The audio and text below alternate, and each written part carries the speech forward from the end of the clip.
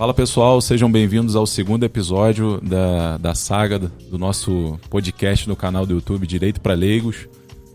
Hoje a gente vai tratar sobre um assunto que é, se não tão importante quanto o outro do primeiro episódio, é um assunto que está muito relacionado ao dia a dia das pessoas. Nós vamos bater um papo hoje sobre direito de família.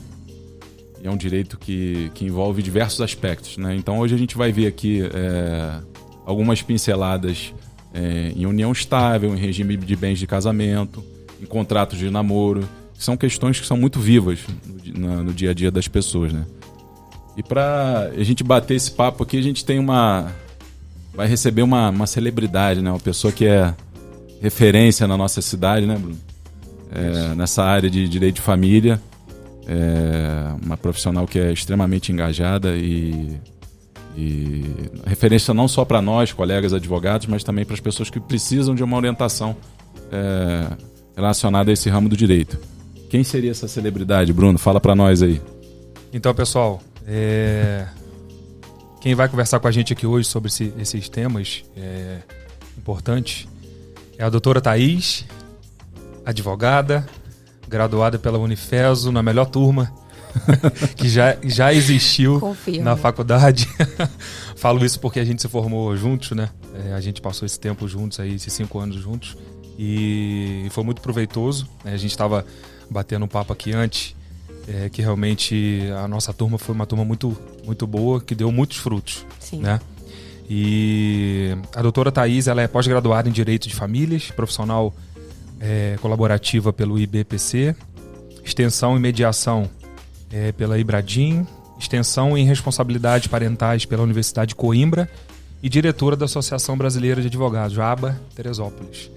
Então seja muito bem-vinda, muito obrigado pela aceitação do nosso convite e ao nosso canal Direito para Leigos. Bom, eu fico muito honrada, de verdade, muito feliz, porque a recíproca é totalmente verdadeira, né? Vocês são pessoas em que é muito bom ter na caminhada e eu me sinto realmente muito honrada por estar participando aqui com vocês nesse momento. Eu sei que é uma idealização, né? Tem toda uma dedicação e o propósito de vocês é um propósito lindo, porque realmente você desmistificar o direito é um desafio, né? Eu até brinquei com o Paulo, falei, se você falar algum artigo, perguntar algum artigo, eu não vou saber. E é verdade, porque assim, o direito para o leigo, ele precisa ser exatamente assim, ele precisa ser de fácil acesso, ele precisa ser numa linguagem, né, que não fique tão difícil a compreensão. Porque assim, a pessoa quando ela está com algum problema, seja ela de direito de família ou não, o que ela busca é realmente um colo ali, é você ter a solução daquele problema. Então, assim, eu adorei a proposta de vocês, né, o propósito também. Então, assim, me sinto muito honrada em participar, né, e dar minha contribuição, não só para vocês, né, que são os meus amigos, que são pessoas que eu admiro muito, profissionais incríveis, mas também para a sociedade, que eu acredito que é o que vocês estão buscando atingir também, né, trazer essas informações de forma coesa, né? Facilitada, simples, e que realmente as pessoas consigam compreender de uma forma clara, né? Então, muito obrigada, só tenho a agradecer por esse momento e vamos lá. Essa nossa proposta de levar informação para as pessoas a proposta é justamente essa, né? Porque tem muita gente que não tem acesso a uma assessoria jurídica de qualidade e talvez aqui nos escutando, aprendendo conosco, pode ser que encontre alguma espécie de solução para algum tipo de problema pela qual ela esteja passando. E já, para a gente já entrar no embate aí Vamos lá. no tema, Thaís, a gente sabe que hoje as realidades, as pessoas têm necessidades muito urgentes, são imediatistas, né? Então hoje as pessoas se apaixonam, se envolvem amorosamente e já querem dar tons de seriedade para o relacionamento antes de conhecer efetivamente a pessoa, se é realmente aquela tão sonhada cara metade, se há uma combinação de almas, enfim, se há uma sinergia ali, né? E a preocupação é que quando isso acontece, quando essas decisões acontecem, muitas vezes as pessoas não param para se preocupar em relação às repercussões que podem vir posteriormente, se eventualmente essa relação azedar, né? Que, como diria minha mãe, juntou escova de dente e chinelo, o buraco é mais embaixo. E aí, em relação a esses casais que estão vivendo essa realidade, né, de já querendo dar o próximo passo, vou morar junto, o que a gente poderia inicialmente aconselhar essas pessoas dos cuidados que essas pessoas precisam ter, né, para não achar que tudo é oba-oba, que as coisas são simples, é só vem morar aqui em casa que acabou. O que a gente pode falar para esse público? Eu acho que para a gente trazer um pouco do contexto histórico, né, que nós tivemos. Assim, eu posso, por exemplo, falar da minha avó, né? Como era o relacionamento, como que ela começou um namoro. Antigamente, a gente tem, né, o patriarcado, aquela coisa toda, e vinha muito também em que o namoro, o relacionamento, você não conhecia, você não tinha experiência de saber quem era aquela pessoa. Era a promessa do patrimônio, né? Muitas vezes o namoro era em troca de um patrimônio, de um dote, né? Como a gente costumava ouvir antigamente. Então, assim, naquela época, as coisas eram um pouco diferentes. E isso veio se dissolvendo, né, com a nova roupagem que a sociedade foi dando para os relacionamentos. E aí isso foi ficando... A autonomia da vontade, ela foi prevalecendo. Antigamente, né, se você não podia falar pro seu pai que você não queria casar com aquela pessoa que foi prometida ali, porque existia a questão do dote, do patrimônio, enfim, das terras, né? E isso era uma coisa que a pessoa não podia dizer não. E hoje a gente tem essa possibilidade de dizer não. E aí, assim, você me faz, né, uma reflexão muito pertinente, porque como é que a gente... nesse momento, eu estou num relacionamento, né? Comecei a conhecer uma pessoa. Qual é a primeira atitude e tomada de consciência que eu tenho que ter? É o diálogo. Porque, assim, as coisas ficando claras, né? Eu acredito que isso, assim, vai repercutir de forma positiva. Sim. Porque muitas das vezes a gente sabe que as pessoas iniciam exatamente, vamos lá, vamos juntar as escovas de dente e acham que... Vamos ver depois, vamos ver o que acontece depois. E assim, o depois ela pode repercutir e muito. Né? A gente tem casos de pessoas que ainda muitas vezes estão casadas no papel, mas já vivem em união estável, então às vezes isso se confunde muito. Você vive um namoro, mas na verdade não é aquilo que você né, a pessoa que namora só um. Né? Só um tá namorando e o outro tá vivendo um casamento, uma união estável. Então, assim, eu acredito que diante de toda essa autonomia da vontade, de todos esses esclarecimentos que hoje a gente tem, né? Não só de leis, né? Que nós, né, tivemos a Constituição que trouxe muitos benefícios e a gente vai falar sobre isso, principalmente dentro do direito das famílias, evoluiu muito e continua evoluindo. Eu vejo esse é o primeiro passo, assim. Se você quer tomar alguma decisão na sua vida, entenda que relacionamentos impactam, que tem consequências jurídicas. Então, o diálogo é a primeira coisa, assim. Vamos conversar sobre, porque tem uma frase que eu gosto muito, né? O namoro é o tempo de conversas difíceis. Então, assim, se você vai se inserir num casamento, numa união estável, seja como você vai decidir a sua vida futura, eu acredito que todos precisam conversar sobre esses impactos e entender, porque assim, cada realidade de cada pessoa, de cada família é única. Então, por exemplo, o exemplo, né, que eu dei aqui em relação a uma pessoa que às vezes ainda está num casamento no papel, mas de fato já está separado, sei lá, 20 anos. Existem muitas situações assim. No nosso Brasil ainda existem muitas dessas situações. Então, se eu vou me envolver num novo relacionamento, que impacto isso tem sobre a minha vida e sobre aquela pessoa com quem eu escolhi passar a minha vida? Então, eu vejo muito sobre isso. Não tem essa sensibilidade, ou não tem conseguem ter essa sacação, né, de que cada decisão hoje em dia, não hoje em dia, né, mas para cada escolha é uma renúncia, para cada decisão existe uma consequência, né? No relacionamento não é diferente, né?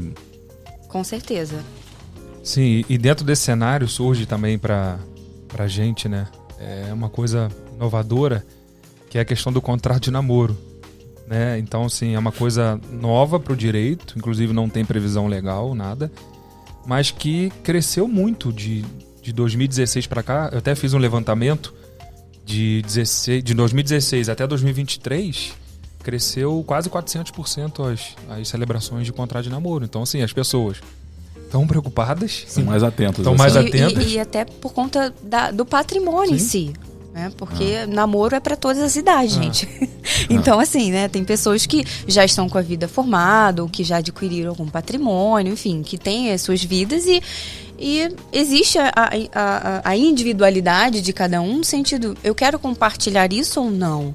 E aí, assim, as coisas vão surgindo conforme o dinamismo que é a vida. A vida todo dia é modificada. Então, isso é uma coisa que eu vejo com os olhos de uma tendência, assim, de você regulamentar as coisas de acordo com que elas vão acontecendo, né? E você tem ali o contrato de namoro como uma ferramenta para se fazer essas conversas difíceis. Você pode pactuar ali coisas que sejam pertinentes e que assim, não firam ali, né, nenhuma questão da dignidade da pessoa humana, né? Tem ali alguns critérios que a gente deve levar em consideração, mas é a nossa realidade. Não, apesar de não ter, né, assim, uma lei que regule o contrato de namoro, é uma coisa que todo mundo vai passar ou, né, vai enfrentar em algum momento. Então, assim, se você estiver antenado com o seu direito, com as possibilidades, pode ser que um contrato de namoro se encaixe para aquela pessoa, né, para aquele casal. Mas o que poderia, por exemplo, a gente prever nesse contrato de namoro? É um contrato como outro qualquer, assim? O que a gente poderia estipular? Sim, eu sei que assim, a gente poderia. Acho que o contrato de namoro funcionaria como um test drive, né? De casamento ali, das regras do casamento, porque alguns ajustes poderiam ser feitos, como divisão de despesas, mas na prática, assim, é um contrato mesmo. Eu acho que esse tipo de documento, né, assim, que a gente poderia dizer, ele tem muito mais a ver com a realidade de cada um. Mas uma coisa que é muito importante fazer constar nesse documento é a questão da dependência financeira. Então, assim, você tem que demonstrar, né, ou clausular ali coisas que demonstra que você não precisa daquela pessoa para subsistir, porque isso é um critério óbvio dentro do relacionamento, casamento, união estável, né? É um critério objetivo para você avaliar se você está inserido naquilo. Então, assim, eu acho que uma das coisas que precisam estar bem em evidência é essa questão da não dependência. Senão não faz sentido eu ter um contrato de namoro só para, né? Recentemente nós tivemos aí, né, alguns burburinhos sobre isso, né? Casos famosos nas redes sociais falando sobre isso. E assim, são coisas que às vezes parecem um pouco absurdas, então você tem que dosar. Eu acho que quando você busca um profissional para te orientar, para fazer esse tipo de contrato, ele tem que ser voltado à realidade e também, assim, com cláusulas que atendam especificamente aquele casal. Sim. Porque, assim, às vezes aquilo que você vai fazer para um não vai funcionar para o outro. Como é a tua realidade? O que você busca em relação a isso? Você vai visualizar, é uma questão patrimonial, uma blindagem? Que bens que aquela pessoa já tem, como foi adquirido, né? A gente tem algumas coisinhas que a gente precisa saber, porque senão aquilo não vai se tornar algo potencialmente válido. Então, não é isso que a gente espera. Então, o que eu penso quando eu avalio um tipo de situação dessa é a realidade de cada um. E esse contrato, ele pode ser revisto. Ele não é um contrato de gaveta, né? Como a gente fala, engessado, que vai ficar ali e você não vai mexer nele. Você pode, eventualmente, reavaliando. Olha, posso até colocar cláusulas nesse sentido. Olha, de 12 em 12 meses a gente vai sentar para fazer aqui rever o nosso contrato, ver se as coisas estão de acordo com o que a gente... Porque a realidade é como a gente falou, o dinamismo da vida, e principalmente na família, ele é muito intenso. Então você não tem como engessar uma coisa que daqui a pouco pode se tornar um outro tipo de situação, né? Então eu vejo muito nesse sentido. E eu mencionei de 2016 para cá, nesse aumento de contrato de namoro, porque hoje o namoro ficou muito comum as pessoas, o casal dormirem na mesma residência, né? O namorado dormir na casa da namorada e vice-versa. Então acaba que hoje, poucos meses de namoro, as pessoas já estão vivendo diariamente juntas. Sim. Então, talvez por orientação... Isso também na pandemia, exatamente. Né? Talvez por orientação de advogados, acredito que seja, e a preocupação tivemos recentemente um jogador de futebol, né, famoso, que expôs esse contrato de namoro, até então ninguém sabia o que era, realmente porque ele já tinha um patrimônio grande e talvez não queria comunicar isso com a namorada e estipulou isso em contrato. E também a preocupação de se fazer um contrato de namoro é a questão do regime de bens que pode ser estipulado eventualmente no casamento.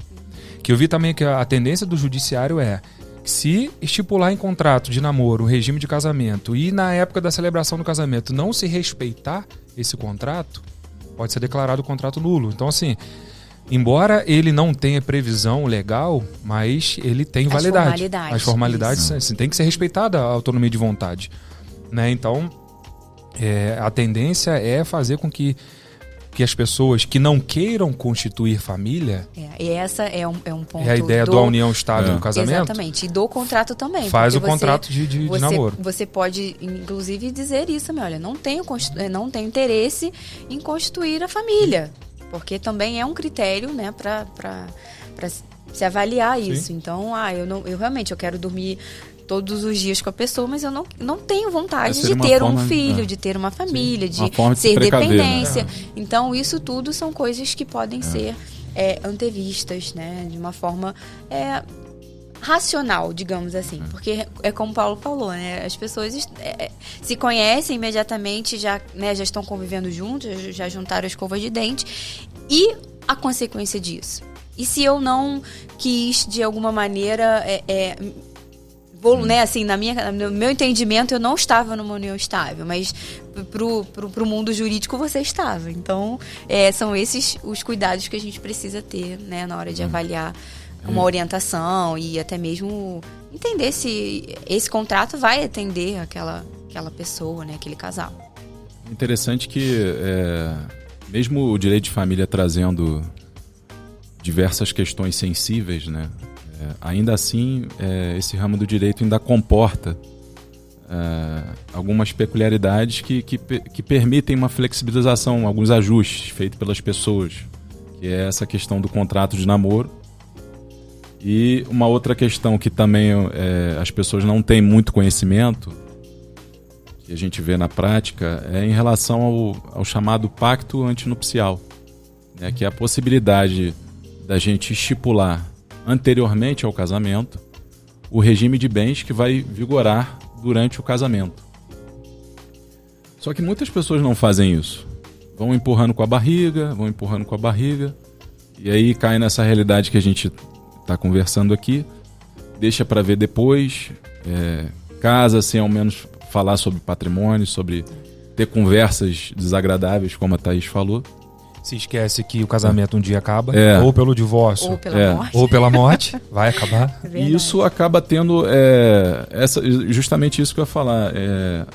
Posteriormente, isso pode dar uma dor de cabeça sem fim, quando a extinção daquele vínculo termina por algum desses motivos, seja uma separação, um divórcio, um falecimento que acaba resultando na abertura de um processo de inventário.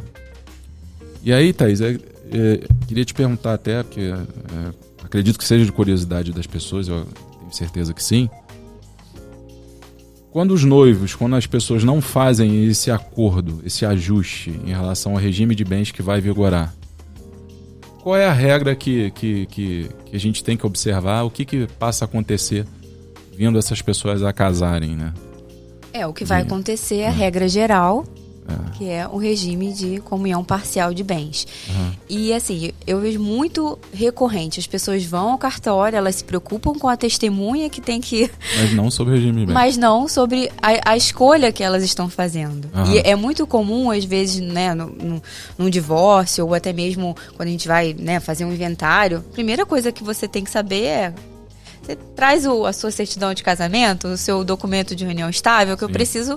Tudo vai partir, e aí exatamente em torno da escolha do regime. E o que eu poderia falar sobre isso assim, de uma forma muito...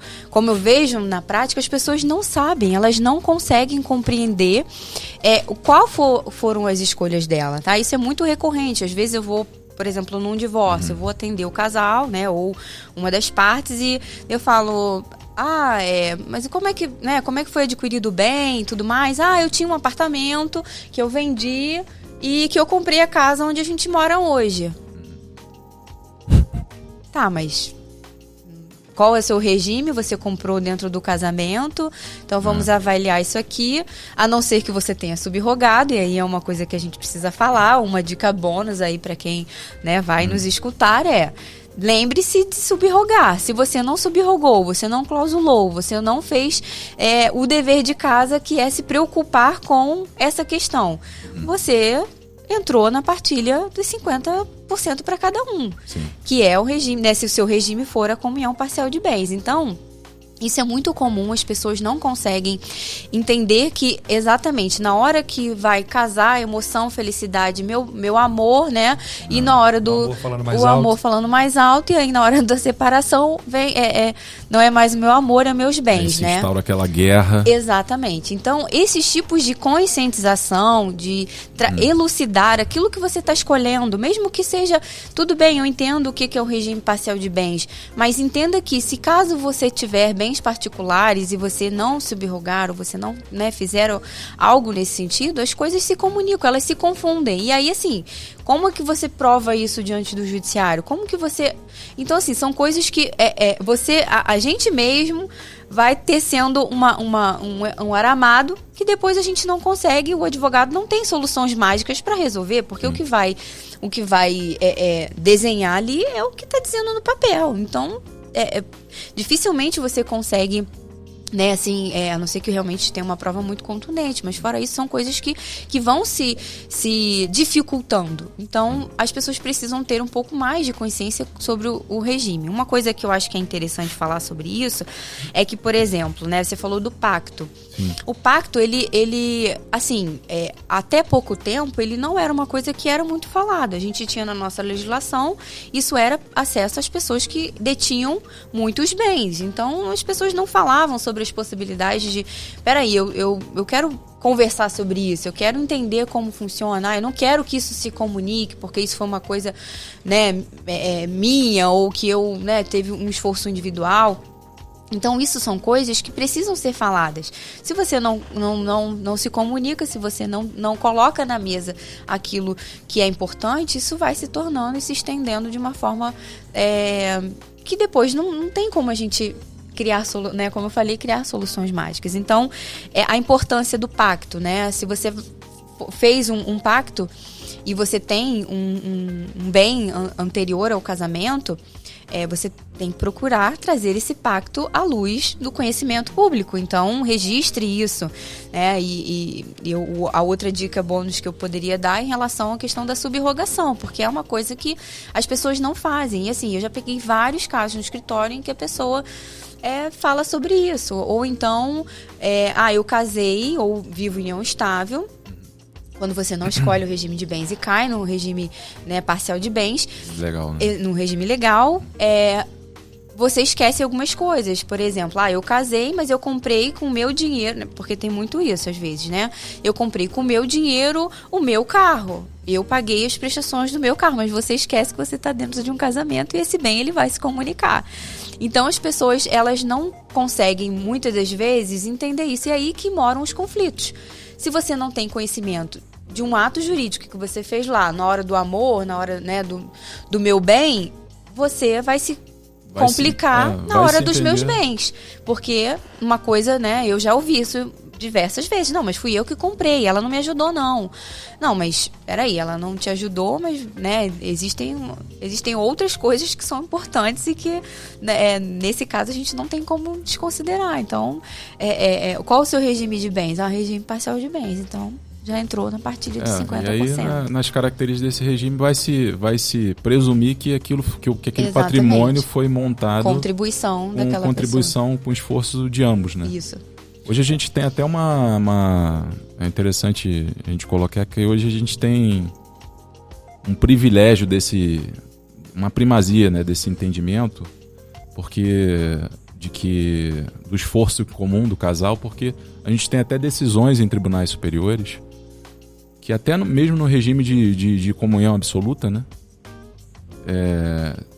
Essa questão de comunhão, de separação absoluta, perdão, de comunhão dos esforços, ela é avaliada. Sim. Então, ainda que o regime seja de separação absoluta, pode haver algum tipo de comunicação. Então, mais um cuidado aí que as pessoas têm que ter. Com certeza. Puxando sardinha para a nossa profissão, a gente sabe que as pessoas, quando vão divorciar, precisam de uma assistência de um advogado. Exatamente. A escritura ela é inválida se não tiver uma assistência.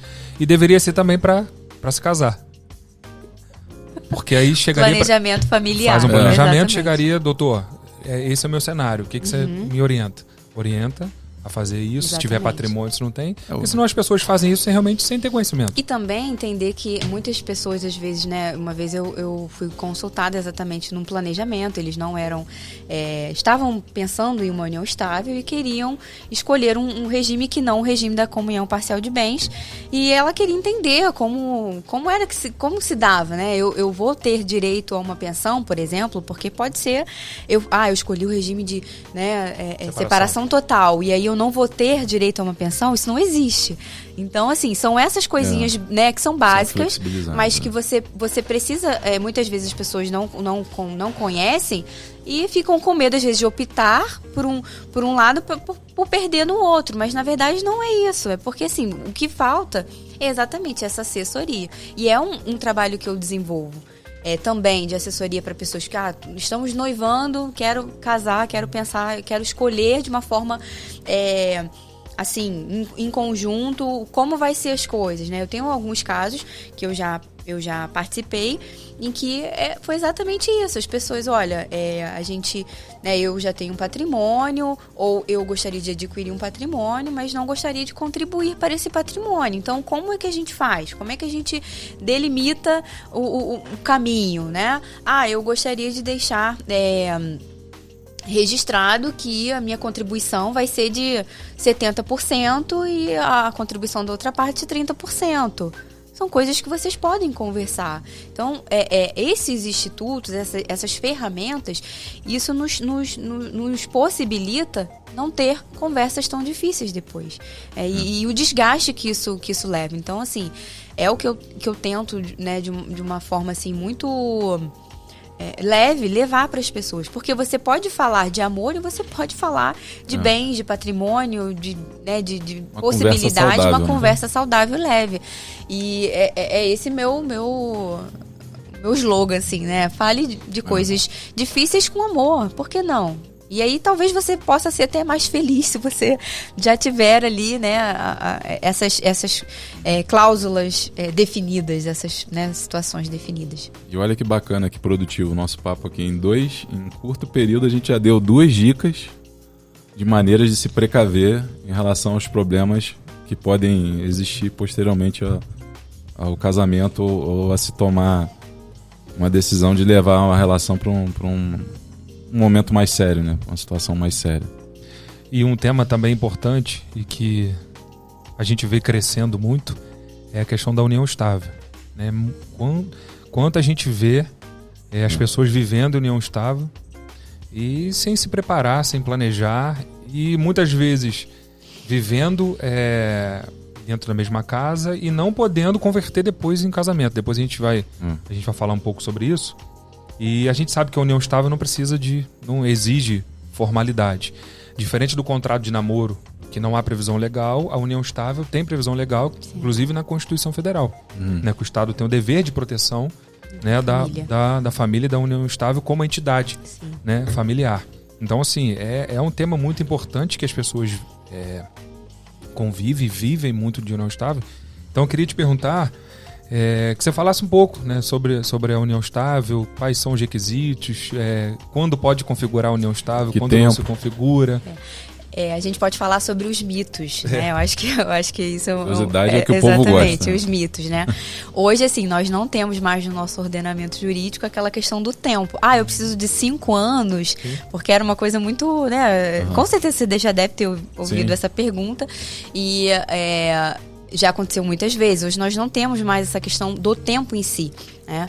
E também não temos a questão da coabitação, porque como nós estamos vivendo numa modernidade, até tecnológica mesmo, nós estamos avançando para isso, e assim, às vezes o casal, ele vive união estável, ele tem intenção de ter família, ou às vezes até tem filho, mas o casal não vive sob o mesmo teto. Isso funciona para aquele casal. Então, é assim, né, é o acompanhamento do nosso judiciário em relação às novidades que acontecem, né, o tempo todo o dinamismo aí sendo dirigido, né, o direito das famílias. Então, assim, eu vejo muito isso. Também tem muitas pessoas que, por exemplo, elas vivem muitos anos em união estável e não se preocupam, assim, em formalizar isso. Existem dois, né, um caminho para se formalizar, que é a escritura pública. Na união estável nós também podemos escolher o regime de bens, ou seja, você também pode, né, ali dizer qual regime que você quer. E o que é importante por que é importante você formalizar? Porque assim, você pode até reconhecer depois da morte, mas essas provas, elas podem se esvair, elas podem se desfazer. E assim, eu vou dar um exemplo dentro da minha casa mesmo, assim. Os meus avós viveram, né, minha avó, no seu segundo casamento, viveu uma união estável, mas eles não tinham nenhuma formalização e viveram quase 34 anos juntos. Meu avô, né, era meu avô afetivo, né, assim, porque ele não era o pai do meu pai, mas eles viveram 34 anos juntos. E assim, meu avô nunca se preocupou em ter um documento, um comprovante de residência na casa da minha avó. Mas ele morava lá e a gente, né, eu tinha ele como meu avô, né, assim, a afetividade estava presente ali e a dependência econômica, enfim. Então, assim, isso são coisas que vão acontecer conosco também. Então, cada um tem a sua realidade. Então, assim, eles não se preocuparam em formalizar isso, não quiseram, né, não tinham talvez o conhecimento. E aí, assim, como resolver isso, né? Então, do pós-morte, eu acho que fica muito mais difícil, porque assim, você tem que sair correndo atrás de testemunha, de provas e tal, enquanto se você faz isso de uma forma consciente, não, eu vou lá no cartório fazer o reconhecimento, vamos aqui desenhar a nossa relação, vamos ver, você vai encurtar, assim, um grande caminho, porque você vai trazer soluções muito mais rápidas. Por exemplo, muitas das vezes as pessoas, elas são dependentes economicamente do companheiro, e a pessoa morre, ela vai ficar sem um tostão, até ter o reconhecimento, né, para uma pensão ou para um direito que ela tem, por exemplo, né, de uma habitação, de alguma coisa, ela já ficou à mercê, ela já ficou à deriva, ela já não sabe aonde encontrar, a pessoa está passando por um luto. Como que alguém no luto vai pensar em juntar documentos e provas e testemunha? Então, assim, isso é uma coisa muito complexa, mas é a realidade. Então, de uma forma muito simplificada, o que a gente tem de mecanismos para fazer, trazer esses elementos? Assim, provas que são, né, da união estável. Hoje em dia a gente não pode dizer mais que um comprovante, né? Tem muito isso, né? Me traga os últimos 12 meses de conta de luz no nome da pessoa. Hoje você não tem mais isso, você não tem mais a coabitação, a pessoa não mora lá. E aí, como você vai fazer? Então, assim, é muito peculiar, né? A gente tem que estar sempre inovando. E, diante desse cenário, a gente também pode dizer, por exemplo, as relações, elas estão muito mais afetivas hoje do que comprobatórias, do que com provas. Então, assim, o que poderia comprovar hoje uma união estável?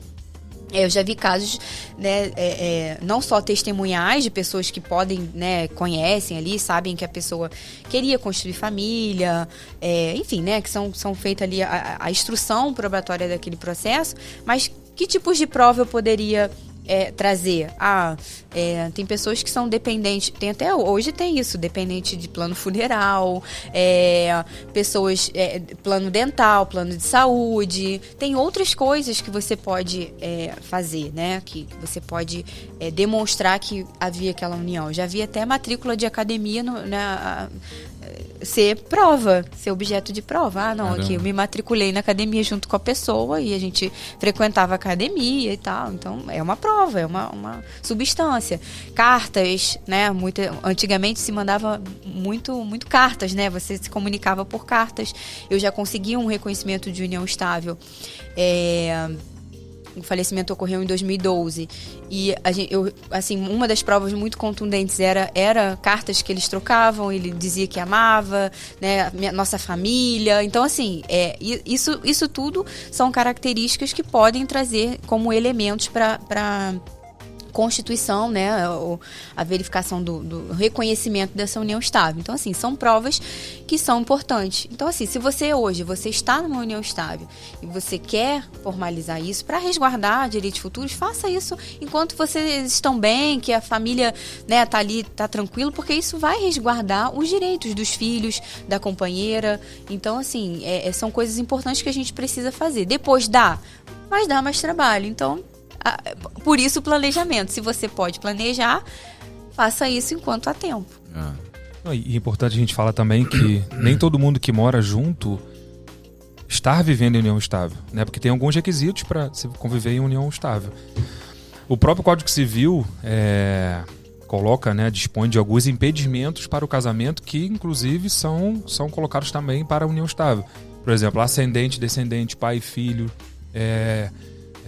curador e curatelado não pode se casar, né? Então, se esses impedimentos também vigoram na união estável, adotante com adotado. Então, se a pessoa for casada ainda, vamos supor que separou de fato, não houve o divórcio e essa pessoa começa a viver com outra. Isso acontece muito. Então, se a pessoa está impedida de casar, ela não está vivendo em união estável, porque a lei proíbe que ela esteja em união estável. Então, assim, nem todo mundo que está convivendo está vivendo... Mas isso acontece muito. E aí os patrimônios Porque geralmente quando isso acontece, imediatamente a pessoa já quer com a outra pessoa constituir alguma coisa. Patrimônio, exatamente. Novo patrimônio. E aí isso se confunde e depois fica aquele... E uma questão importante que surgiu para a gente também, uma pergunta, que foi a pessoa conviveu, né, viveu união estável por 10 anos e aí decidiram converter essa união estável em casamento. E aí nos fizeram essa pergunta, se perde esse tempo de união estável ou se não. Então, assim, a gente sabe que não perde, né? Claro que sim, eu não sei qual era o contexto, se foi declarado por escritura, se não foi. Acredito que não. Se a pessoa fez essa pergunta, ela ficou com medo de não ter provas daquela união estável. Então, assim, se ela não tem provas da união estável, realmente ela vai perder o período. Se ela conseguir provar e depois converte, e o que ela constituiu, o que ela construiu, adquiriu durante aquela união estável, vai ser dos dois, se eles não estipularam, claro, um regime diferente, porque a gente sabe que se não estipular é o regime da comunhão parcial de bens. Então, assim, não fiquem preocupados. A preocupação é em não formalizar. Se não formalizar, realmente vai ter provas igual a Thaís falou. E é um pouco, assim, né, a questão probatória, ela é muito complexa. E geralmente é para fins previdenciários. É realmente para você deixar a pessoa assistido, né, naquele momento. Então, assim, eu já tive alguns casos, assim, que foram bem legais de trabalhar, no sentido de que existia muito isso antigamente, né? As pessoas viviam em união estável, elas às vezes até tinham filhos, mas não formalizavam. E assim, na hora de isso aconteceu algumas vezes, eu já ouvi isso muitas vezes, não sei se vocês já ouviram falar sobre isso, mas, por exemplo, se você tem filhos, pede a pensão para o filho. Só que a pessoa vai esquecer que em algum momento essa pensão ela vai ser... ela vai parar, porque com a maioridade vai cessar. E aí, assim, você perdeu a oportunidade lá atrás de fazer algo duradouro, algo, né, mais consistente. E às vezes por falsas orientações. Então, assim, faz no nome do seu filho, tá? Eu cansei de ouvir isso. Eu peguei um caso exatamente assim, em que ela foi orientada da entrada no nome da filha, porque seria mais rápido. Só que, assim, se ela tivesse reconhecido, né, sei lá, 14 anos atrás a união estável, talvez hoje ela não estivesse passando pelas dificuldades que ela passou, porque ela só se tocou peraí, minha filha vai completar a maioridade e a pensão vai cessar e, assim, na verdade eu continuo sendo dependente desse dinheiro. Só para agregar também a nosso bate-papo aqui, a legislação previdenciária determina que o sobrevivente só tem direito à pensão se a união estável tiver sido reconhecida ou iniciada 2 anos antes do óbito. Então não é simplesmente foi conviver, tá 3 meses ou tá 1 ano juntos, que vai ter direito à pensão, não. Específica, exatamente. Tem que ter 2 anos, pelo menos, de convivência de união estável. E aí, assim, essas orientações, elas não são as orientações corretas. Então, procura um especialista, alguém que realmente entenda, que possa buscar informação, dar informação de qualidade, porque isso faz toda a diferença na vida das pessoas. E assim, se ela tivesse, talvez, tido uma assessoria lá 14 anos atrás, atualmente não estaria passando por toda essa situação, né? Então, assim, tivemos que correr atrás para reconhecer essa união estável. Quer dizer, há 14 anos ela tinha muito mais provas do que ela tem hoje. Então, são coisas que acontecem que, como a gente conversou, nós não vamos conseguir fazer milagres, né? Trazer, inventar coisas. A gente tem que trabalhar com a realidade. E a realidade há 14 anos ela tinha muito mais elementos para buscar provas do que hoje, né? 14 anos depois, muita coisa mudou, tecnologia, papel não existe mais. Então, assim, tem muitas coisas que a gente precisa pensar. Planejamento é uma coisa também, assim, que é uma pergunta muito, muito usual para mim. É só para quem tem bens? Não é. Planejamento é para todo mundo, porque, assim, você pode pensar em várias coisas que... eu não tenho patrimônio, mas eu tenho uma renda, eu tenho, né, eu quero, sei lá, eu tenho me fugiu o nome agora. Seguro de vida, porque o seguro de vida também é uma forma de planejamento, né? Tem muitos recursos que não necessariamente precisam ser sobre patrimônio. Sobre bens. Eu tenho um apartamento, eu quero deixar o apartamento para fulano, eu quero... Não necessariamente o planejamento precisa ser para alguém que tenha recursos ou que tenha bens. Às vezes o planejamento é você ir no cartório e fazer o reconhecimento dessa união estável. Porque isso vai assegurar aquela companheira ou aquele companheiro o direito de receber uma pensão, de ter uma dignidade. Então, assim, isso é uma coisa muito simples, mas que precisa ser falado também. Porque não é só para aquelas pessoas que têm, eu tenho muitos bens, eu tenho holding, né? Porque tá na moda falar isso. Então, não o planejamento são também de coisas simples, de coisas que podem ser utilizadas como mecanismos para planejamento, no sentido de você deixar bem a quem você ama. É interessante a gente falar também que o direito é uma ciência em movimento, né, Thaís? Por que eu digo isso? O direito é uma ciência em movimento? Porque hoje a realidade das pessoas muda com muita frequência. Então você vê leis surgindo e regulando diferentes situações a cada momento. O direito de família nos demonstra, no próprio nome do ramo do direito, né, me parece que houve uma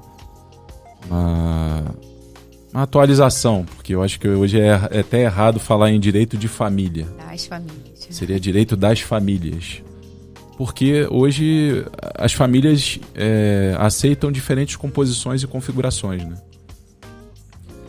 E até mesmo o afeto, o vínculo socioafetivo de afeto, ele pode ter uma implicação na configuração familiar. E aí eu te pergunto, de que forma o afeto entre as pessoas poderia ter alguma repercussão jurídica? Um exemplo, o sujeito resolve, um casal resolve morar junto e aí eles têm filhos, só que há um filho que é de uma relação anterior a esse casamento, a essa relação. E aí o relacionamento que aquela criança, aquele indivíduo vai ter com o padrasto ou com a madrasta, ele vai impactar de alguma forma? As pessoas terem essa hoje compreensão nós temos, também, né, que isso é muito comum, né? Com certeza. Muito comum.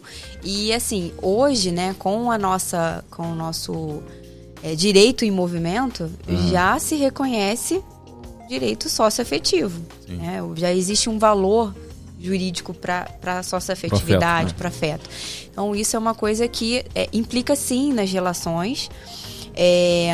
Nós sabemos que madrasta e padrasto, né, enteados, são parentes por afinidade, isso está previsto no nosso ordenamento. E aí vem, né, as consequências desses relacionamentos, né?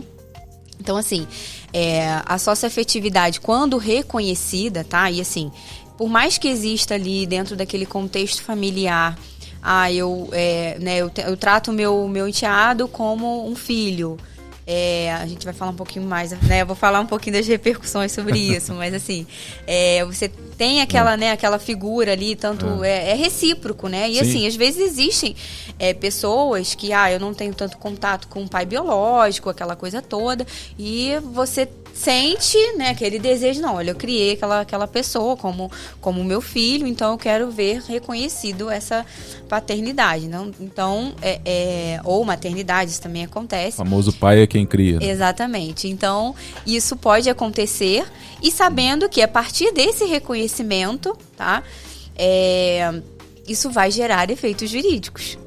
Então, assim, você se vê reconhecido, para você ter direitos, você precisa primeiro reconhecer, buscar esse reconhecimento.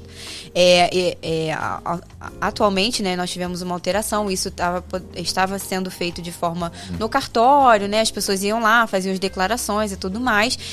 Mas eu entendo que, assim, pela segurança jurídica, né, isso houve uma modificação, porque, assim, às vezes a pessoa queria privilegiar uma outra pessoa e ia lá e reconhecia de forma que não era realidade. Então, isso poderia gerar uma insegurança muito grande. Então, assim, o reconhecimento, ele precisa realmente passar por uma avaliação para entender se aquele afeto, ele realmente é presente. Então, como é que é feito isso, né? Você entraria como uma ação de reconhecimento de maternidade ou paternidade socioafetiva, onde você vai ali se reconhecer como filho, né, daquela pessoa, e a partir dali a gente consegue ter os efeitos disso. E quais são os efeitos? Os efeitos é que você vai ser tratado como se filho fosse, você vai ter direito à herança, você vai repercutir nos os direitos também mesmo sendo sócio afetivo, você vai ter ali a sua filiação seria reconhecida. Como se fosse uma adoção ou não tem nada a ver? Não, assim, são institutos, as pessoas confundem, né? As pessoas confundem, né? Mas assim, não é... Adoção unilateral, não é uma adoção unilateral. Não geralmente é mantido o nome do pai biológico, não é? Do pai registral, que a gente chama, e ali você fica com dois pais. Eu tive um caso muito, muito bacana em que o pai sócio-afetivo, o pai registral era, na verdade, o pai sócio-afetivo. Né, então, assim, em algum momento ele conheceu o pai registral, eles tiveram uma afinidade, e aí agora a gente está tentando resolver toda essa questão, em que o pai registral vai ser o pai sócio-afetivo e o pai sócio-afetivo vai ser o pai registral, porque às vezes acontece. Então, assim, são as realidades. Por isso que a gente o direito é dinâmico, as famílias... Exatamente. Então, você imagina consertar tudo isso. Mas, assim, era importante para ele ter essa alteração. E aí passou por todo o estudo, e ali foi verificado que realmente existe a vinculação, existe o afeto. E ele porque eu acho que isso tem muito a ver, assim, com a compreensão de cada um, aquilo que cada um compreende. Você compreende que... né, o amor, ele pode gerar vínculos, e foi isso que aconteceu ali nesse caso, e é isso que a justiça busca ter como informação. Se realmente aquilo...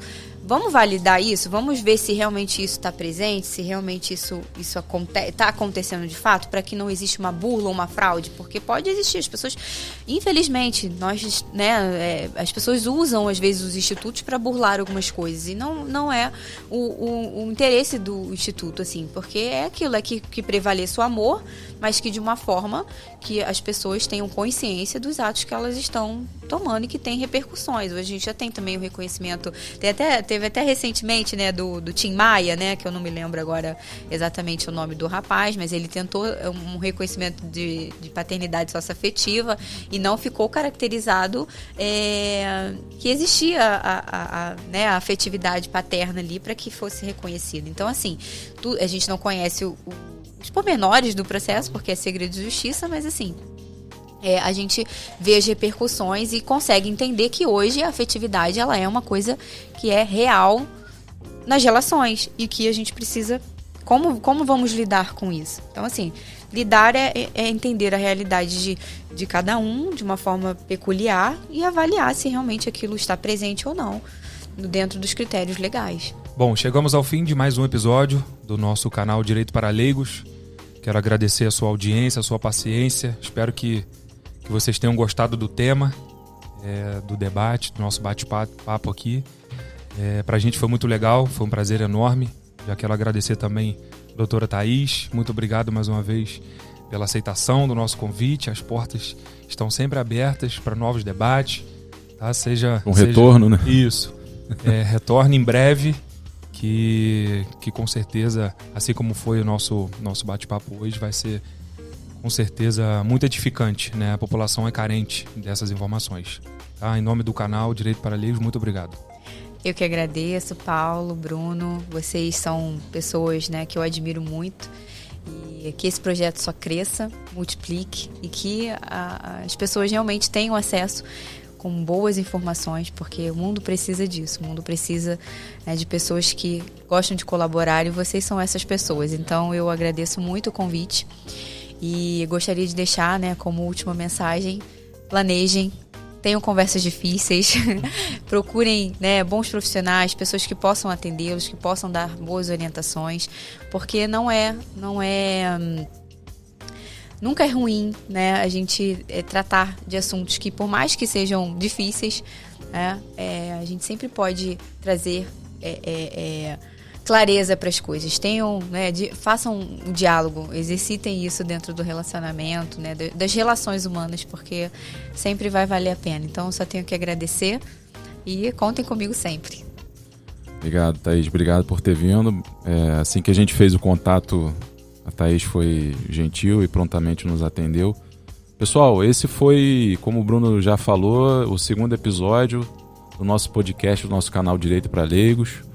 Assim como foi feito no primeiro episódio, a gente tentou trazer informação para vocês de forma simples, de forma facilitada. Hoje a gente conversou um pouco sobre planejamento familiar, diversas questões que envolvem o direito de família, como regime de bens, contrato de namoro. Tiveram algumas dicas importantes aqui, né, sobre pacto antinupcial, contrato de namoro. Então, a proposta segue com o objetivo de levar a informação para você de forma simples, facilitada. Se você eventualmente ainda não for inscrito no nosso canal, a gente pede a você que se inscreva, busque nas nossas redes sociais o link para ir lá se inscrever, curtir, compartilhar. Comenta lá se você eventualmente tem alguma sugestão de tema que você quer que a gente debata aqui, que a gente enfrente, que a gente converse. Escreve lá, deixa o seu comentário. Não deixa de apoiar esse trabalho que tem, de certa forma, uma relevância social, né, Bruno? Porque muitas vezes as pessoas que estão nos assistindo não têm recursos, não têm acesso a uma informação jurídica, uma assessoria de qualidade para resolver determinado problema. E aqui a gente só busca facilitar a vida das pessoas. Então, não deixa de, em contrapartida, prestigiar o nosso trabalho fazendo isso, até para a plataforma do YouTube entender que o nosso conteúdo é relevante e propagar a nossa informação, as informações que são aqui vinculadas no canal para o maior número de pessoas possíveis. Até o próximo episódio aí do Direito para Leigos. Um abraço.